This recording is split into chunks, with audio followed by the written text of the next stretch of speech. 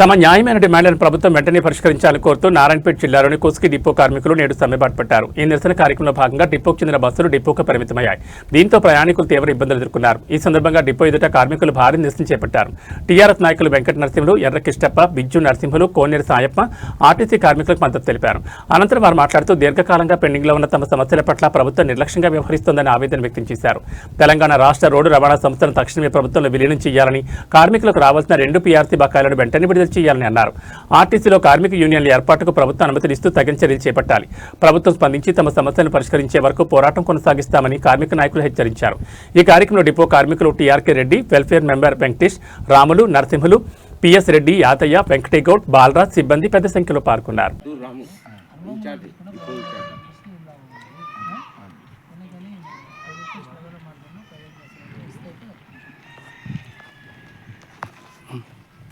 RTC కార్మికుల ఐక్యత, RTC కార్మికుల ఐక్యత. ప్రభుత్వం ఇచ్చిన హామీలను వెంటనే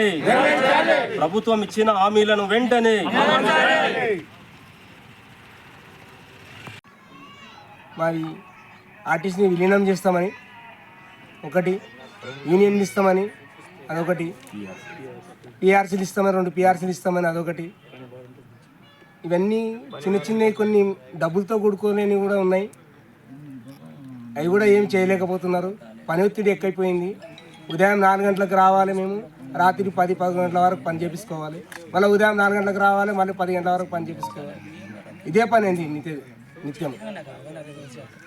మరి టీఆర్ఎస్ వీళ్ళు మాకు వచ్చి మద్దతు తెలిపినందుకు వీళ్ళకి ధన్యవాదాలు.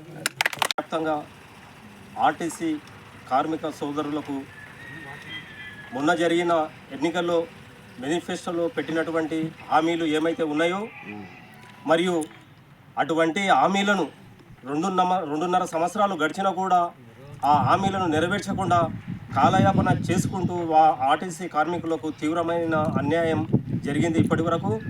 మరియు కార్మికులు రాత్రనక పగులనక ఈ కార్పొరేషన్లో ఎంతో కష్టపడి పనిచేసేవారు. మీకు సాధ్యం కానప్పుడు మీకు హామీలు ఎవరు ఇవ్వమని చెప్పారు రేవంత్ రెడ్డి గారు? మేము ఇక్కడ కోస్గి గడ్డ నుండి ఆర్టీసీ డిపో ముందర నుండి ప్రశ్నిస్తున్నాం. మీరు ఇచ్చిన హామీలని నెరవేర్చి వాళ్ళని సంతోషపరిస్తే ఈరోజు వీళ్ళు ఈ సమ్మె విరమించుకుంటున్నారు. మీరేమన్నారు? మేనిఫెస్టోలో ఏం పెట్టారు? మీరు ఆర్టీసీ కార్మికులని ప్రభుత్వంలో కలుపుకుంటామని చెప్పారు. మరియు అద్దె వాహనాలు ఏమైతే ఉన్నాయో ఆ వాహనాలను కూడా మీరు ప్రభుత్వంలో కలుపుకుంటామని చెప్పారు. మీరు చెప్పిన మేనిఫెస్టోలో పెట్టినటువంటి హామీలు ఇంతవరకు నెరవేర్చలేదు. కాబట్టి ఈరోజు వీళ్ళు మెరుపు సమ్మె ఏర్పాటు చేసిర్రు. ఈ సమ్మెకు కోస్గి బీఆర్ఎస్ పార్టీ నుండి మేము మద్దతు పలుకుతున్నాం ఈరోజు. మరి వీళ్ళని ఇప్పటికైనా మీరు గుర్తించి హామీలు నెరవేర్చకుంటే ఎక్కడ ఈ కోడంగల్ కాన్స్టిట్యున్సీలో ఎక్కడ బస్సులు మేము తిరగనీయం, అడ్డుకుంటాం. బస్సులు ధ్వంసమైతే దానికి బాధ్యత కూడా ప్రభుత్వమే వహించాలి. ఇప్పటికైనా గుర్తించి ఆర్టీసీ సోదరులకు వాళ్ళకి ఇచ్చిన హామీలు వెంటనే నెరవేర్చాలని మేము బీఆర్ఎస్ పార్టీ నుండి డిమాండ్ చేస్తున్నాం. కేసీఆర్ గారి ప్రభుత్వంలో ఇక్కడ ఆర్టీసీ డిపో నిర్మాణం చేపట్టినారు. నరేందర్ రెడ్డి గారు కూడా ఇక్కడ అభివృద్ధిలో భాగంగా ఈ డిపోకు ఆయన చాలా సేవలు చేసినాడు. ఈరోజు తెలంగాణలో ఆర్టీసీ కార్మికులు ఈ సమ్మెకు పూనుకొనడం జరిగింది. ఆర్టీసీ కార్మికులకు వీళ్లకు జీవనోపాధి రోజుకు వీళ్ళది తగ్గించుకుంటూ హైదరాబాద్ నగరంలో ఎలక్ట్రికల్ బస్సులు ప్రైవేటీకరణ, ఆ బస్సులన్నీ ఎక్కడికి వెళ్ళి తెచ్చో మళ్ళీ ఈ ప్రభుత్వకి దగ్గర ఉన్నటువంటి కొంతమందికి లీజ్కు అద్దెకు ఇచ్చి ఆర్టీసీ కార్మికులకు వాళ్ళని పుట్టగొట్టేటట్టు అక్కడ ఉన్న ఎలక్ట్రికల్ బస్సులని నగరంలో పెట్టి అక్కడ ఉన్న పాత బస్సులని జిల్లాల వారీగా చిన్న చిన్న డిపోలకు ఇక్కడ ఇచ్చి వారికి అవస్థలని పడేటట్టు వాళ్ళకు ఈ అన్యాయం జరుగుతుంది. హైదరాబాద్లో ఈ ఎలక్ట్రికల్ బస్సులు పెట్టబోతున్నటువంటి రేవంత్ రెడ్డి గారికి మేము విన్నవించుకుంటున్నాం. అదే ఎలక్ట్రికల్ బస్సులని మీరు ఆర్టీసీకి అప్పచెప్పి ఆ ప్రభుత్వంని కొనేసి ఈ కార్పొరేషన్లో ఉన్నటువంటి కార్మికులకు వీళ్ళకే అప్పచెప్పి వీళ్ళ ద్వారానే పని తీసుకొని మరియు ఆర్టీసీలో బస్సులో తిరిగే ప్రయాణికులను కూడా సురక్షితంగా ఉండేటట్లు చూసుకోవాలంటని చెప్పి మేము తెలియజేస్తున్నాం. ఈరోజు ఇక్కడ సమ్మె చేస్తున్నారు అంటే వాళ్ళ మనోవేదన ఎంతో ఉంది. వాళ్ళు సమ్మెకు పూనుకున్నారంటారంటే వాళ్ళకు ఇచ్చిన హామీలు మీరు వెంటనే నెరవేర్చాలి. మేనిఫెస్టోలో ఎటువంటి హామీలు మీరు పెట్టారో ప్రతి హామీని నెరవేర్చాలి మీరు. ఎందుకంటే మీరు హామీ ఇచ్చిండ్రు, వాళ్ళు ఆనాడు రేవంత్ రెడ్డి ప్రభుత్వం మాకు ఈ హామీలని నెరవేరుస్తుంది అని చెప్పేసి నమ్మకంతో మీకు వీళ్ళ సపోర్ట్ నుండి ఆర్టీసీ కార్మికుల సపోర్ట్ నుండి మీరు ఈరోజు గవర్నమెంట్ని ఏర్పరచుకున్నారు.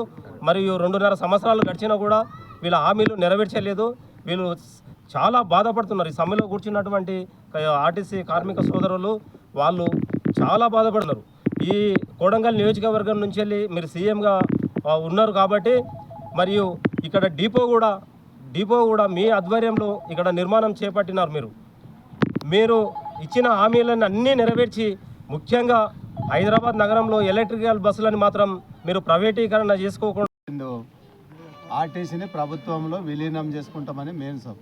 ఇంకోటి యూనియన్లను పునరుద్ధరిస్తాము. సిటీలో ఎలక్ట్రికల్ బస్సుల్ని ప్రభుత్వమే కొని ఆర్టీసీకి ఇవ్వాలి. అది లేకుండా ప్రైవేట్ వాళ్ళకు ఈ అద్దె బస్సులను ఇచ్చి డిపోల్ని కాల్ చేసి అక్కడ ఉన్న వర్కర్లంతా సిటీలోకి ఎక్కడెక్కడనో పంపిస్తున్నారు. అది మంచి పద్ధతి కాదు.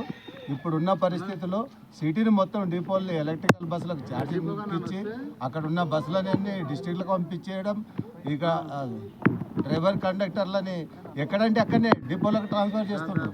వాళ్ళు ఉన్నారు విలేజ్లో కాకుండా, వాళ్ళు ఉన్న నియరెస్ట్ కాకుండా అక్కడ భార్య పిల్లల్ని మొత్తం పెట్టుకొని అక్కడ ఎప్పటి నుంచో సెటిల్ అయిన వాళ్ళని ఇప్పుడు అచానక్ ఇక్కడ పంపించడం వల్ల చాలా ఇబ్బందులు గురి అవుతున్నారు ఆర్టీసీ కార్మికులు. కావున ఈ యొక్క విధానాన్ని ప్రభుత్వం విరమించుకొని ఆర్టీసీ అద్దె బస్సులను కొని నడపాలి. ఆ సబ్సిడీ ఏదైతే వస్తుందో 36 లక్షల సబ్సిడీ ఇస్తుంది సెంట్రల్ గవర్నమెంట్. ఆ సబ్సిడీ కూడా ఆర్టీసీకే వర్తిస్తుంది. కాబట్టి మా వర్కర్లు కూడా ఆర్టీసీ వర్కర్లు కూడా ఇంకా రిక్రూట్మెంట్లు కానీ ఇంకా బస్సులు కొనడం కానీ అన్నీ మా అందుట్లోనే ఉంటాయి. ఈ సమస్యని గవర్నమెంట్ వెంటనే పరిష్కరించి ఇప్పుడు ఆర్టీసీ ధర్నా కోవడం కారణం మెయిన్ ఇదే. మేము ఏదో 2021 నుంచి మాకు 10 ఏళ్ళు అవుతుంది పీఆర్సీ అక్క. 2021 పీఆర్సీ ఇవ్వాలి, 2025 కూడా పీఆర్సీ ఇవ్వాలి, 2 పీఆర్సీలు ఇవ్వాలి. ఏవి ఇచ్చినా కూడా వీటికి వచ్చే ఏరియాస్ కూడా ఇంతవరకు పే చేయలేదు. కావున ఈ గవర్నమెంట్ కూడా మేము ఇక్కడ రేవంత్ రెడ్డి నియోజకవర్గం నుంచే మాట్లాడుతున్నాము. వాళ్ళ సొంత డిపో, ఇది ప్రెస్టేజ్ ఇష్యూలో ఈ డిపోని నిర్మించాను కాబట్టి మా న్యాయమైన కోరికలు అన్నీ పరిష్కరించి ఈ సమ్మెను కూడా త్వరలో ముగిస్తారని ఆశిస్తున్నాం.